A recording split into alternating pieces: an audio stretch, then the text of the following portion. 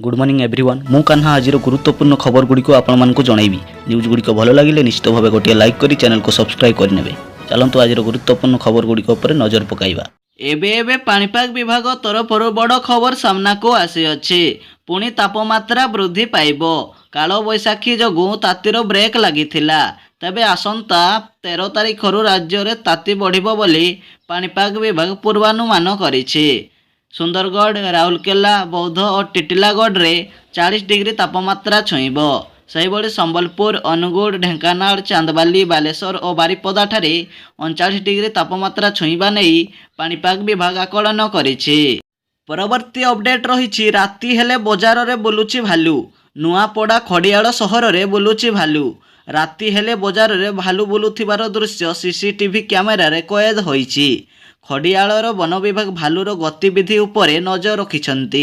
परवर्ती अपडेट रही मे मास 13 तारिख सुधा युक्त 2 परीक्षा फल आसिबो। तेबे प्रथम पर्यायर खाता मूल्यांकन सरिछि किंतु द्वितीय पर्याय खाता देखा चलीछि जहाँकि आसंता 20 तारिख दिन द्वितीय पर्यायर मूल्यांकन सरिबो। खाता देखा सरिबा क्षणी मे मास 13 तारिख भितरे परीक्षा फल प्रकाश करने लक्ष्य रखा जाइछि। परवर्ती अपडेट रही झीओं को 2 लाख टंका देवे सरकार। तेबे आज ही फॉर्म पूरण करनियंतु।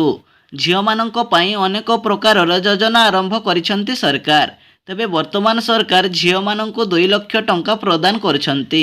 एथिपई आपनकु आवेदन करिबा पई पड़िबो।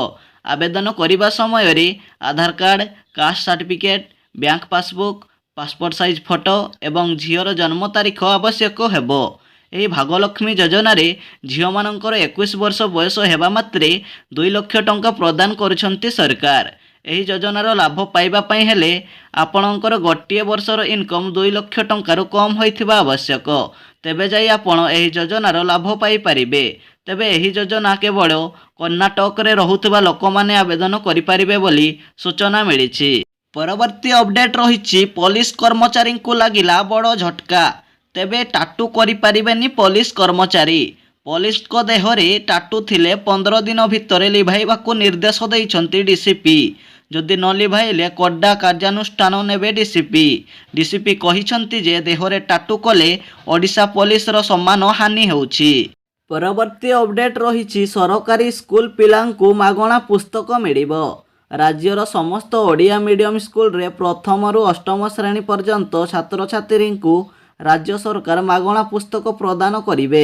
एने विद्यालय और गणशिक्षा विभाग निष्पत्ति नेइछि। परवर्ती अपडेट रही केजरीवाल को मिलिलानी आश्वस्ति। 24 घंटे केजरीवाल को द्वितीय झटका लगी। मुख्यमंत्री अरविंद केजरीवाल को 24 घंटा मध्य कोर्टर द्वितीय झटका लगी। केजरीवाल को गिरफ्तारी कोर्ट मध्य तांकर द्वितीय आवेदन करने को मना कर देइछंती। केजरीवाल को एडवोकेट विवेक जैन कहिछंती जे जड़े व्यक्ति को बुझिबा एवं निर्देश देबा पई गोटे घंटा यथेष्ट होई न थाए बोली जोर देई कोर्ट रे कहिछंती। तेणु केजरीवाल सप्ताह रे तांको वकीलों को 2 थर भेटी पारिबे बोली खबर मिलिछि। परवर्ती अपडेट रही सुनार दर पुणी बढ़िला। दिन को दिन सुनार दाम वृद्धि पाउथिबारु चिंतारे पड़िछंती ग्राहक। आज सुनार दर सामान्य परिवर्तन होईछि। भुवनेश्वर में 24 कैरेट सुनार मूल्य 72,000 टंका पर्यंत वृद्धि पाइछि एवं 22 कैरेट सुनार मूल्य 66,000 टंकार रहिछि। परवर्ती अपडेट रही बढ़िबो विमान भड़ा। चलित वर्ष खरा छुट्टी रे देशर विमान यात्री को बड़ झटका लगी।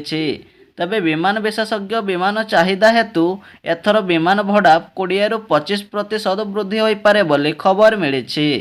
परवर्ती अपडेट रही खणी रे ओलटी पड़ा बस। छत्तीसगढ़ दुर्ग जिले में एक बड़ दुर्घटना घटी। यह दुर्घटना 11 जनकर मृत्यु घटी। बस रे 30 रु अधिक यात्री यात्रा करुथिले। हठात एभली घटना घटी। फल घटनास्थली को जाई पुलिस निजर तदंत आरंभ कर देइछि। परवर्ती अपडेट रही प्रार्थी घोषणा कला बीजेपी। 9टी आसन पर प्रार्थी तालिका जारी करा जाइछि। चंडीगढ़ आसनरु किरण खेरंको टिकेट काटी संजय टंडन को प्रार्थी करा जाइछि एवं पश्चिम बंगरू अजुलू वालिंग को प्रार्थी करा जाइछि।